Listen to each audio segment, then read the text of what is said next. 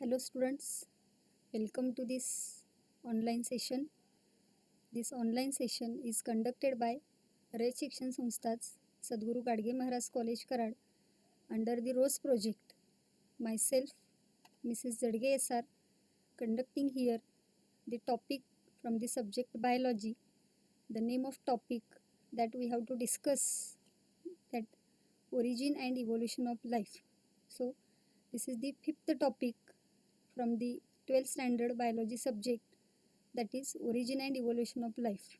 In this chapter we are going to discuss how the earth is originated and how the life is originated on the earth. So the story of evolution that we have to study during this chapter study. Today's point of discussion, we have to discuss that points of today's lecture. The first point we have to discuss, that is different theories of origin of life. The second point we have to discuss, that steps of chemical evolution of life, or it is also called as the self-assembly theory. And next point we have to discuss, that is Urey and Miller's experiments in support of chemical evolution. So these three different points we have to discuss in today's lecture: the different theories of origin of life, steps of chemical evolution of life, and Urey and Miller's experiment in support of chemical evolution. So let us start our lecture. First of all, the introductory point we have to see here. The universe came into existence with a single titanic explosion called the Big Bang, which is taking place about 15,000 million years ago. So, how the universe came into existence, that point is given here. The universe came into existence with a single titanic explosion, and that single titanic explosion, it is known as the Big Bang, which was taking place in at about 15,000 million years ago. And afterwards the universe came into existence, and on this universe the origin of life is started. And this origin of life on the earth, it is known as the protobiogenesis. So the protobiogenesis definition given here, that origin of life on the earth is also known as the protobiogenesis. And when the universe came into existence at about 15,000 million years ago, after some years, that means the life came into existence from the non-living substances of the primordial earth about 3 billion years ago.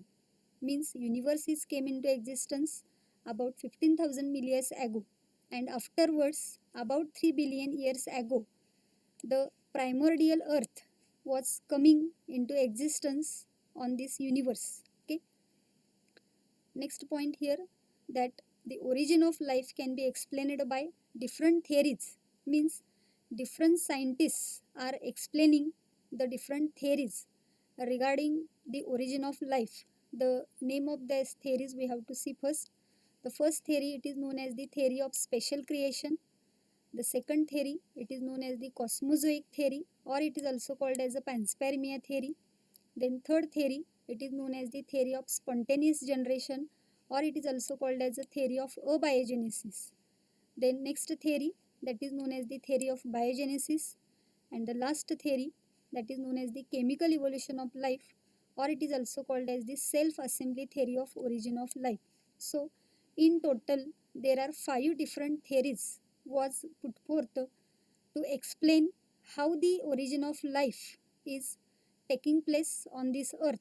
One by one we have to discuss all these theories. So first theory regarding the origin of life, that theory is known as the theory of special creation. This theory is the oldest theory, the first theory which is oldest, and this theory states that all living things which are developed or which are originated on this earth, these are created by God or by some supernatural power, and hence the name of theory is here the theory of special creation.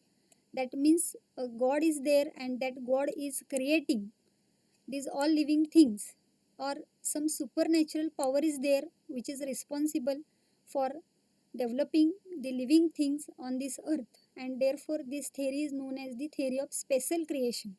But this theory has no any proof, and hence this theory is discarded.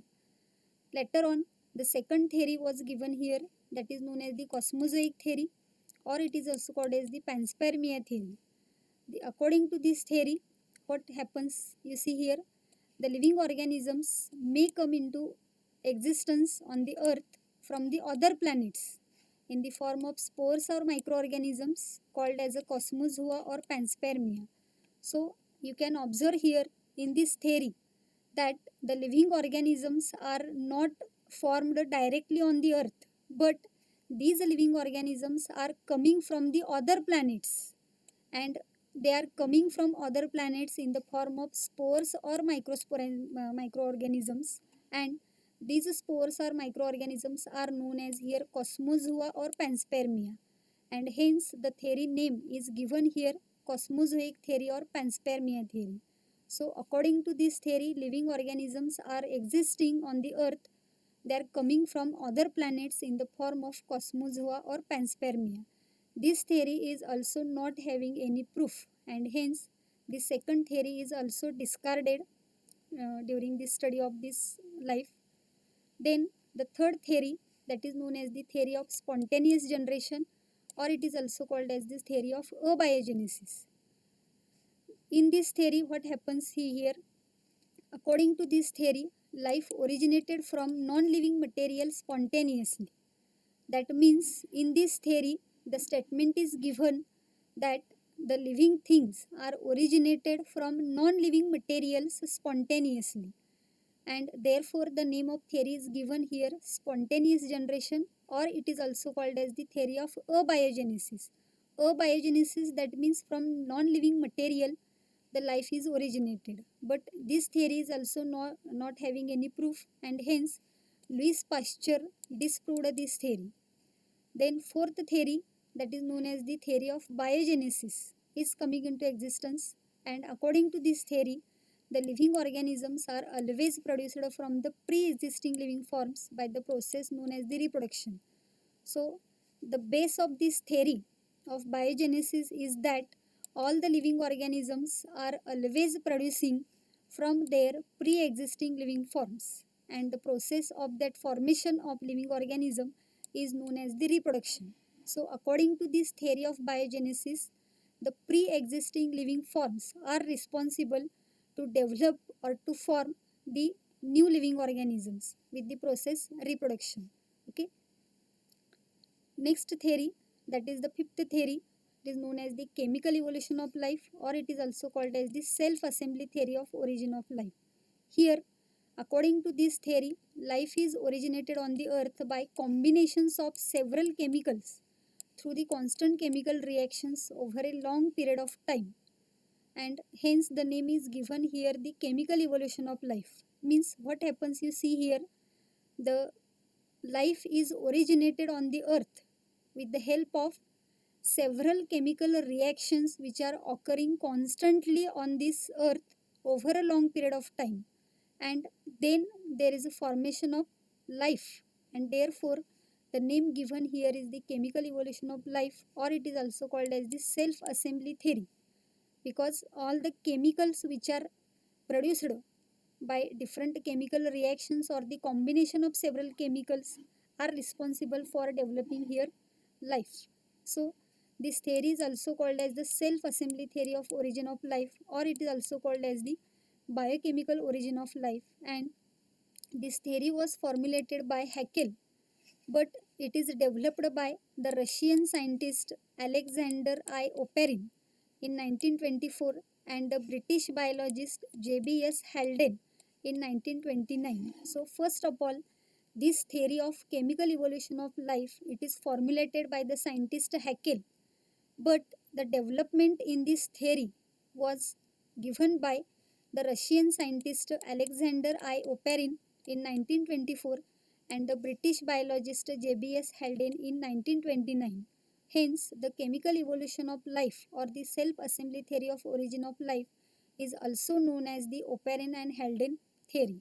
Okay, and this theory is used as a proof during this origin of life, and we have to study in the detail this chemical evolution of life, and hence we have to study here the steps which are involved during this chemical evolution. So here the chemical evolution can be divided into following steps. One by one we have to see the first steps here.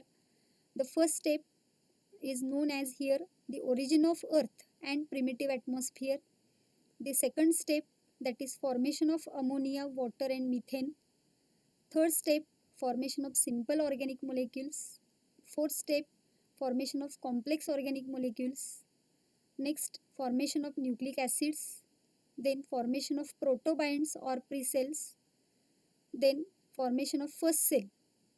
Okay, so these are the different steps. 1, 2, 3, 4, 5, 6, 7.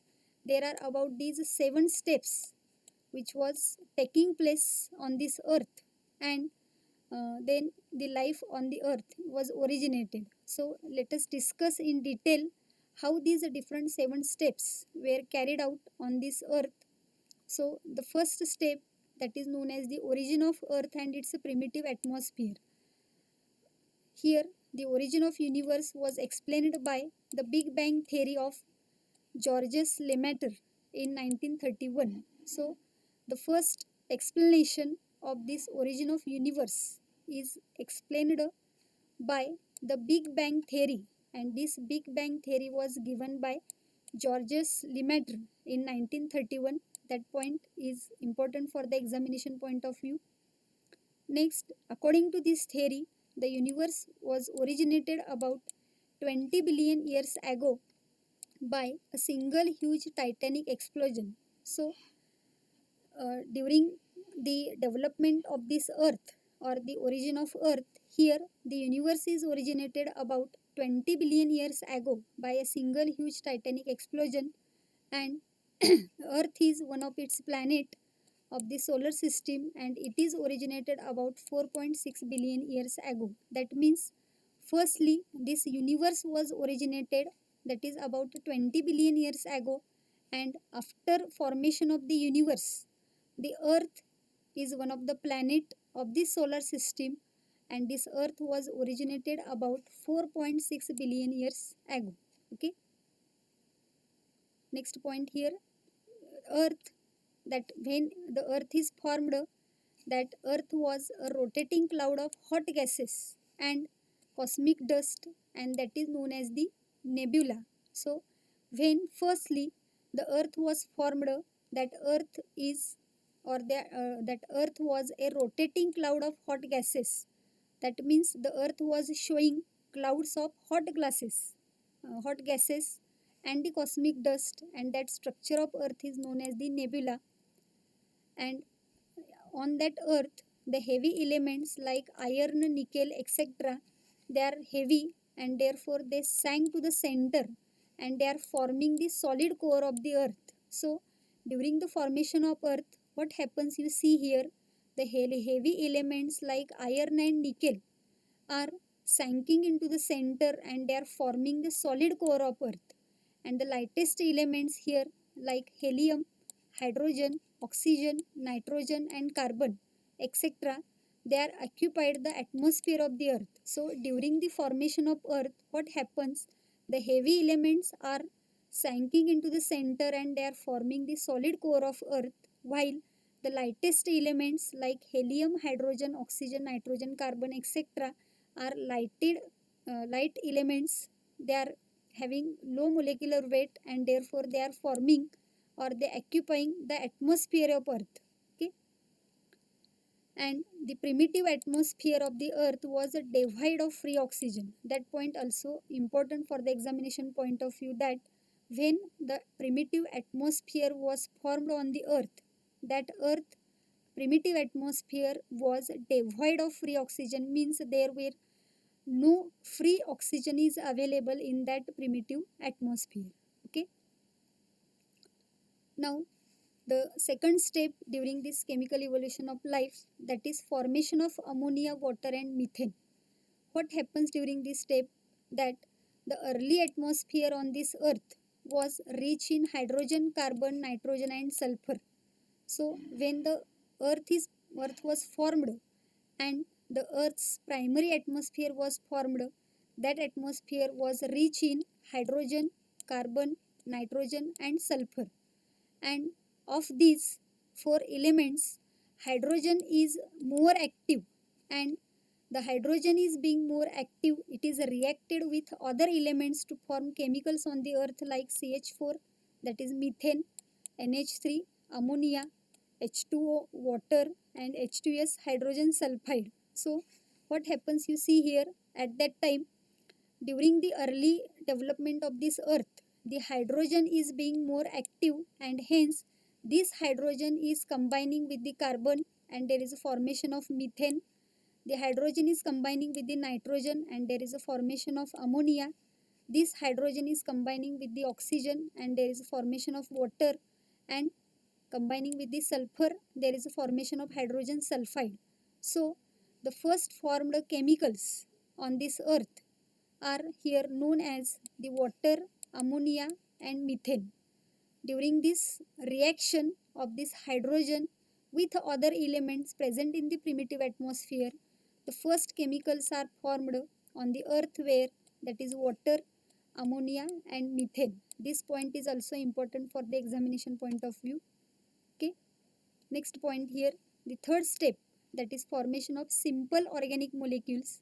Here, when the earth was developing, the primitive atmosphere is very hot on this earth, and simultaneously there be decrease in the temperature of the earth. And when the decrease in the temperature of earth was taking place, the steam, that is water steam, it is getting condensed into water, which resulted in heavy rainfall, and the earth gradually cooled. So at the starting of the development of the earth, the temperature of earth was very hot, but gradually there will be decrease in the temperature of the earth, and therefore the steam is getting condensed into water, and afterwards that steam condensation is resulted into the heavy rainfall, and therefore the earth was gradually cooling due to this heavy rainfall. Okay. Afterwards, what happens? Rainwater got accumulated on the land to form rivers, streams, lakes, seas, and oceans. So, what happened during the development of this earth, or this development of the atmosphere of the earth? The rainwater, which is coming from this heavy rainfall, that rainwater is accumulated on the land, and there is a formation of rivers, streams, lakes, seas, and oceans. And gradually again the temperature of earth was decreasing, and at that time here the atmosphere did not contain the ozone layer. There will be no ozone layer at the primitive condition, and therefore the ultraviolet radiations reached the surface of earth directly. There is a no covering of ozone on the earth at the primitive time, and therefore the ultraviolet radiations are reaching the surface of earth directly. And due to these ultraviolet radiations and another conditions taking place on this earth, and there is a formation of number of reactions that we have to see here. So under the influence of available energy sources, that is ultraviolet rays, radiations, lightning effect, volcanic activities, the early molecules of the hydrocarbons, ammonia, methane, and water underwent reactions like condensation, polymerization, oxidation, and reduction. So what happens, you see here, when the uh, primitive earth was developing, at that time there is so many available energy sources are available on this earth, and these available energy sources are the ultraviolet radiations, the X-ray radiations, infrared radiations, the lightning effect, and the volcanic activities which were taking place on the earth. So the number of available energy sources are available on this earth, and due to these energy sources, the early molecules which were developed on this earth like hydrocarbon, ammonia, methane, and water, all these molecules undergoes different chemical reactions like condensation, polymerization, oxidation, and reduction. So under the effect of these UV rays, radiations, lightning, and volcanic activities, the molecules are showing condensation reactions, polymerization reactions, oxidation reactions, and reductions reactions. And these reactions are resulted into the formation of simple molecules like monosaccharides, amino acids, purines, pyrimidines, fatty acids, glycerol, etc. So, with the help of these early molecules, there will be formation of, or there was a formation of simple molecules on this earth, and these simple molecules formed on that primitive earth was monosaccharides, that means simple sugars, then amino acids, then purine and pyrimidine nitrogen bases, fatty acids and glycerols. So many simple molecules are formed due to these available energy sources on this primitive earth, and all these simple organic molecules accumulated at the bottom of water bodies, the water bodies which were formed on that earth at that primitive atmosphere. In that bottom of water bodies, these all simple organic molecules are accumulated, and this term Haldane described it as the hot dilute soup, or it is also called as the primitive broth. So when these simple organic molecules was accumulated at the bottom of water bodies, at that condition Haldane described that water which is present inside the sea, that is hot dilute soup, or it is also called as the primitive broth. Okay, the next step here, that is formation of organic compounds. So here, due to polymerization, again these simple organic molecules aggregated to form new complex organic molecules like polysaccharides, fats, proteins, nucleosides and nucleotides. So after the formation of simple organic molecules, there was formation of new complex organic molecules, because these simple organic molecules are aggregated, means the simple organic molecules are mixing together, they are coming together, and there was formation of new complex organic molecules, that is from monosaccharide, polysaccharides are formed, from fatty acid and glycerol, fats are formed, from amino acids, proteins were formed, and from purine and pyrimidine nitrogen bases, nucleosides and nucleotides were formed. So, by using the simple organic molecules, polymerization reactions taking place, and from simple organic molecules, complex organic molecules were developed. Okay, and this during this formation of complex organic compounds, formation of protein molecules is considered as the landmark in the origin of life. So after formation of these new complex organic molecules, from these new complex organic molecules, the protein molecule formation is the considered as the landmark in the origin of life, because proteins are the known as the landmark of the origin of life, because the proteins are acting as enzymes, and during this enzymatic action, these proteins are accelerating the rate of other chemical reactions which were taking place at that time.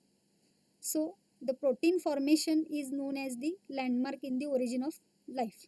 Okay, the next step here, formation of nucleic acid. So after formation of these nucleosides and nucleotides, the nucleotides are getting converted into, or they may have been formed by the reaction between the phosphoric acid, sugar and nitrogen bases, that is purines and pyrimidines. So when the earth was developing, at that time the phosphoric acid, the sugar molecules and nitrogen bases, that is purine and pyrimidines, they all are coming together, they all are reacted together, and there will be formation of nucleotides takes place at that time, and then the number of nucleotides join together to form nucleic acids, that is RNA and DNA, that means ribose nucleic acid RNA and deoxyribose nucleic acid DNA. So here, after formation of nucleotides, the number of nucleotides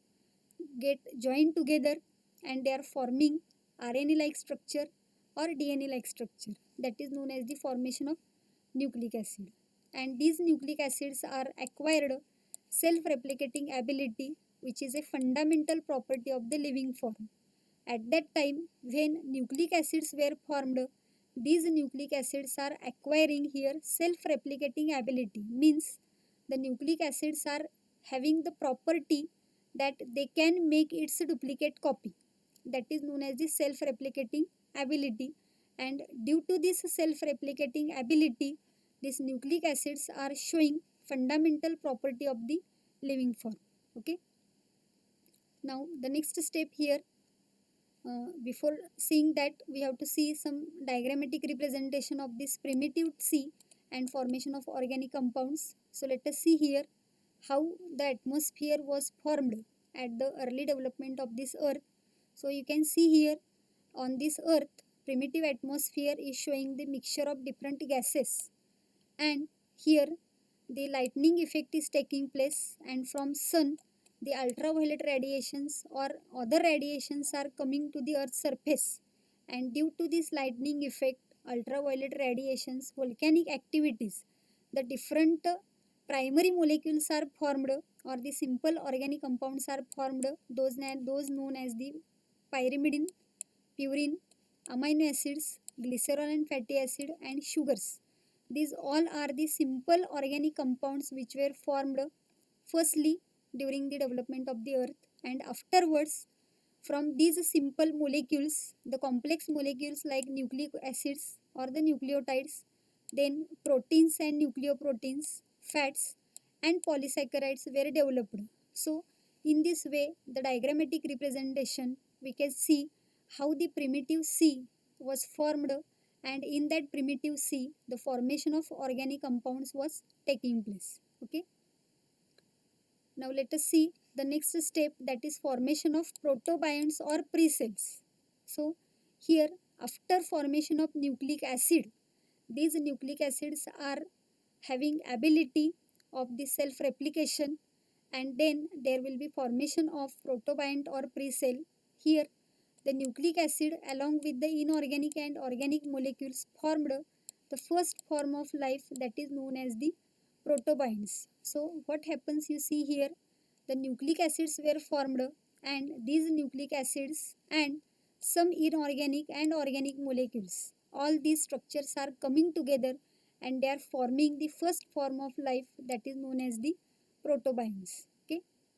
And these protobionts are formed due to coacervation, that means aggregation of the organic molecules. So during the formation of protobionts or the pre-cell, what happens, there was aggregation of the organic molecules. That aggregation is known as the coacervation process, and due to this coacervation, the protobionts or the pre-cells were formed on this earth, and Oparin in 1924 called them, that called the protobionts or pre-cells as coacervates, and Sidney Fox called them as proteinoids or microspheres. So the protobionts or pre-cells which were formed on this primitive earth, those protobionts or pre-cells are called coacervates by Oparin.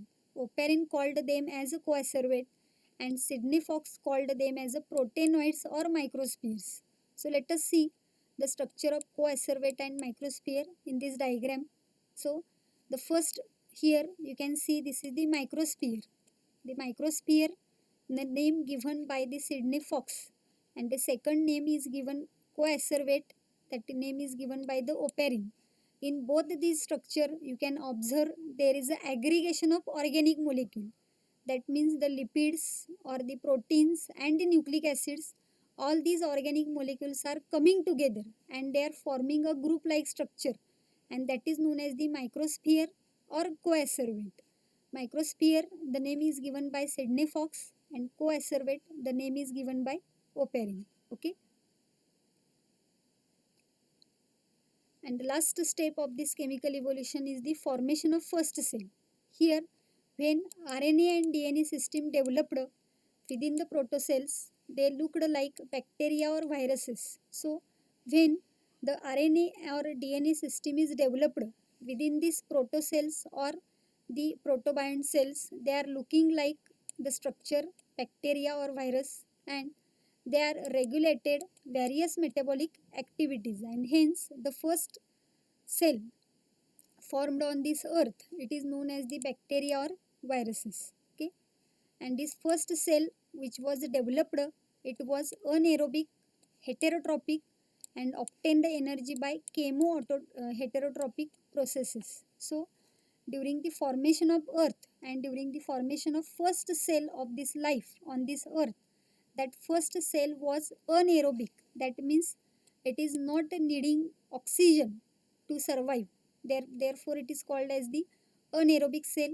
It is heterotropic. That means it is not producing its own food material, and it is obtaining energy by chemoheterotropic processes. The reactions which are taking place in that first cell, that is chemical reactions, and during that chemical reaction the energy is produced. That energy production is used by this cell to produce the food material, that is known as the chemoheterotropic processes. Okay, so in this way the origin of first cellular organization is taking place on the earth. We have to see in the diagram how this origin of first cellular organization taking place on the earth. So just we have seen the steps of the chemical evolution of life. The first molecules or the primary molecules which were formed here, that is the hydrogen, ammonia, and methane. This is the young earth, or we can call it as the primitive earth. And on this primitive earth, the primitive life is formed, that is in the form of archaebacteria. You can see here these are the archaebacteria, and from this archaebacteria the prokaryotic organisms were developed and eukaryotic organisms were developed. In prokaryotic organism, the bacteria, they are firstly developed, and afterwards the blue green algae, that is nitrogen fixing bacteria, that blue green algae were developed from the prokaryotic organism. And from the eukaryotic organism the two groups were developed, heterotropic and autotropic. In heterotropic, the first cell it is developed, you can see here in the diagram. And from eukaryotic, here autotropic, that is photosynthetic algae. You can see here autotropic photosynthetic algae that was developed, and some protozoan organisms are also developed. So in this way, from origin of earth up to the origin of life, these different conditions were developed on this earth. And during the early developmental stages only gases are there, and then there will be formation of primary molecules, that is hydrogen, ammonia, and methane. And afterwards, simultaneously, the development of life is taking place on the earth. The primitive life, it is shown by the archaea, and then prokaryotic organism and eukaryotic organism were developed on this earth. Okay, so in this way origin of life is taking place on the earth. And to give proof for this chemical evolution of life, some scientists are making experiments, and that point here we have to see that Urey and Miller's experiments in support of chemical evolution. Just we have completed the different steps of chemical evolution, how the chemical evolution was carried out on the earth at the primitive time.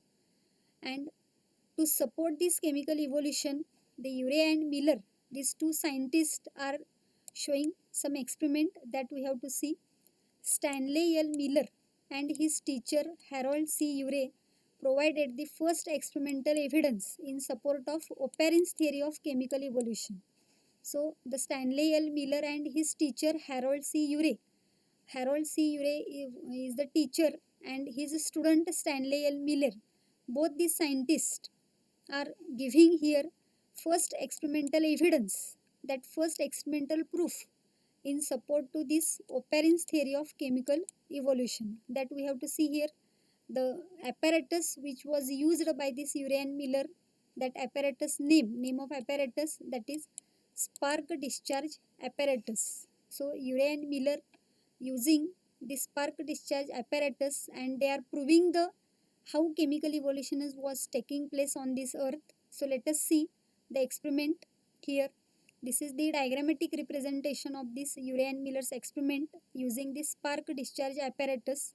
In this apparatus you can see there is a flask which is showing the boiling water, and then this is the elongated tube like structure, and it is again showing a flask like structure.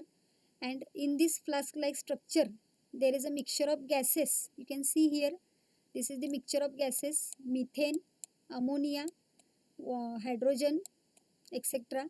And this mixture of gases was given here the connection of the electrodes and the carbon spark, and afterwards here the different reactions are carried out in this mixture of gases, and the products are formed.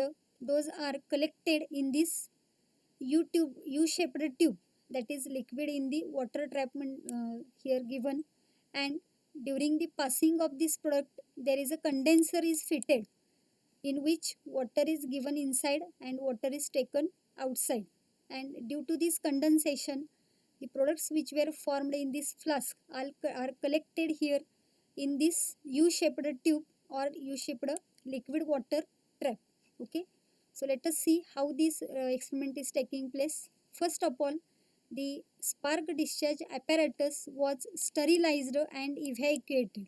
That means no any other chemical or no any other material is kept inside this Urey-Miller's apparatus. Therefore, the sterilization of this apparatus was first made, and then evacuation, that means all the air from this apparatus is taking outside. And here the vacuum pump we can see, that means no air is allowed to enter in this apparatus, that is known as the evacuation. Next, here what happens, methane, ammonia and hydrogen gases were pumped in the proportion of 1:2:2 into the glass chamber. So here you can see this is the glass chamber, and in this glass chamber, this is the glass chamber. In that glass chamber we have to add, or the Urey-Millers are added, the methane, ammonia and hydrogen in the proportion 1:2:2. Methane 1 part, 2 part ammonia and 2 part hydrogen. In this proportion, these three compounds, that is methane, ammonia and hydrogen gases, were added into this glass chamber. Afterwards, this tube carrying water vapor was also connected to the chamber. So a tube carrying water vapor was also connected to this chamber. That means here is the boiling water, and due to this boiled water, water vapors are produced. These water vapors are transferring towards this tube, towards this glass chamber. In this way, a tube carrying this water vapor is connected to this boiling water. Then the mixture of CH4, NH3 and H2 was exposed continuously to electric discharge for several days, causing the gases to interact, after which these were condensed. So during this experimentation, spark discharge apparatus experimentation, what happens, you see here, the mixture of this ammonia, methane and hydrogen, this mixture of gases was continuously exposed to the electric discharge for several days. That means continuously the electric discharge was given to this mixture of gases, and during this electrical discharge, the mixture of gases, the interaction of gases taking place, the different chemical reactions were occurring in these gases, and afterwards these products which were formed during these reactions, that were condensed into this water trap, and the liquid collected in the U tube is analyzed. So after some days, the continuous electric discharge was given, and the different chemical reactions was occurring in this glass chamber, and the products which were formed, that were collected, they are passing through this condenser and they were collected in this liquid water trap, and they are analyzed. So after chemical analysis, what happens, you see here, the chemical analysis of this liquid reported the presence of simple organic compounds. So the Urey-Miller's experiment shows here the chemical analysis of the liquid, and it is showing the presence of simple organic compounds, that is urea, amino acids, lactic acids, etc. And hence here this experiment strongly supports that simple molecules present in the Earth's early atmosphere combined to form the organic building blocks of life. So just we have seen the chemical evolution of life. In that we have seen the firstly simple molecules were formed on the earth's early atmosphere, and afterwards the different chemical reactions were occurring in between that simple molecules to form the complex molecules. And that event is proven here with the help of this Urey and Miller's experiment.